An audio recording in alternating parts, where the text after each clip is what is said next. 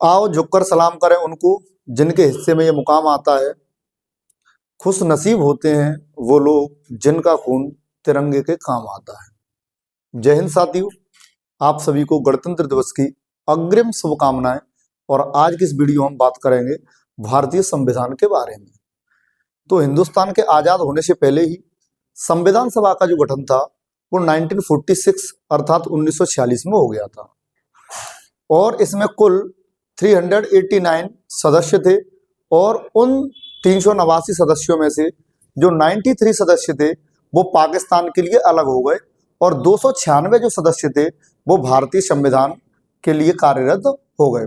और जो भारतीय संविधान सभा थी उसकी जो पहली मीटिंग हुई थी वो हुई थी 9 दिसंबर 1946 को और उसके बाद सभा ने कार्य करना शुरू किया और इस सभा के जो सदस्य थे वो बनाए गए डॉक्टर राजेंद्र प्रसाद और इनके जो अंतरिम सदस्य थे उन्हें डॉक्टर सच्चिदानंद जी को ये पद सौंपा गया था।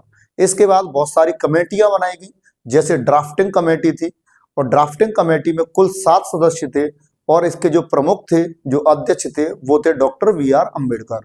इस कमेटी का जो कार्य था वो संविधान का प्रारूप तैयार करना था। इसी तरीके से और भी कई सारी कमेटी, कुल 22 कमेटी बनाई गई।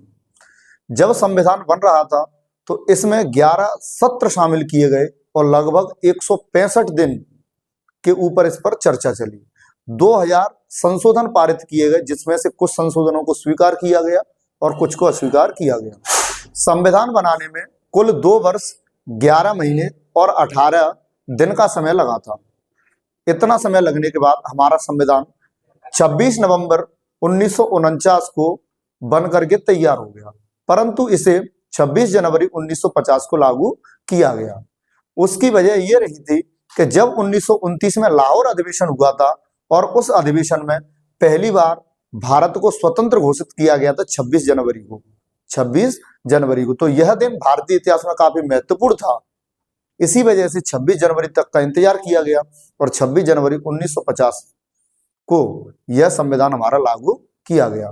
भारतीय संविधान काफी विविधताओं से भरा हुआ है और कई देशों से इन संविधान में चीजों को शामिल किया गया है, जैसे अमेरिका, जैसे ब्रिटेन, रूस, जापान, दक्षिण अफ्रीका, आयरलैंड और भी कई देश, लगभग 10 देश ऐसे हैं जिनसे हमने चीजों को अपने संविधान में शामिल किया है।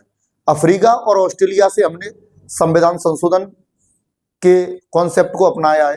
इसी तरीके से हमारी जो संसदीय प्रणाली है उसे हमने ब्रिटेन से अपनाया है और इस प्रणाली में जो संवैधानिक प्रमुख होते हैं वो राष्ट्रपति होते हैं, लेकिन वास्तविक शक्ति प्रधानमंत्री और मंत्रिमंडल के पास होती है। इसके अलावा जर्मनी से हमने जो आपातकाल की जो कॉन्सेप्ट है उसको अपनाया है और जब आपातकाल लगता है उस समय कुछ मौलिक अधिकारों को निरस्त कर दिया जाता है। जब संविधान बना था उसमें कुल 395 अनुच्छेद थे, 22 भाग थे तथा 8 अनुसूचियां थी, परंतु अब ये चीजें बदल चुकी हैं। आज के संविधान में 448 अनुच्छेद हैं और इसके अलावा 25 भाग हैं और 12 अनुसूची हैं। ये समय समय पर बदलती रहती हैं। तो ये था हमारे संविधान के बारे में कुछ प्रमुख जानकारियां जो हर भारतीय को पता होना चाहिए। हमारे संविधान की जो अवधारणा है उसमें 4-5 चीजों को मुख्य रखा गया है। जैसे हम संप्रभु हैं। संप्रभु का अर्थ होता है भारत एक स्वतंत्र देश है और किसी भी बाहरी शक्ति का अधीन नहीं है। भारत एक लोकतांत्रिक देश है।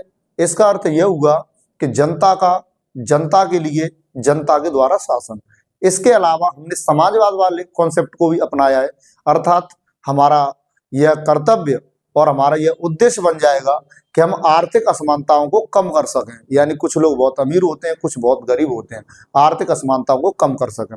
इसके अलावा हिंदुस्तान के संविधान में धर्मनिरपेक्षता को भी जोड़ा गया। इसका अर्थ है कि सभी धर्मों को समान सम्मान दिया जाना चाहिए। तो ये थी संविधान के बारे में कुछ मूलभूत जानकारी जो हर हिंदुस्तानी को पता होना चाहिए। अगर आपको ये वीडियो पसंद आया हो तो हमें सपोर्ट करने के लिए आप चैनल सब्सक्राइब कर सकते हैं, वीडियो को लाइक करें तथा शेयर करें। जय हिंद, जय भारत।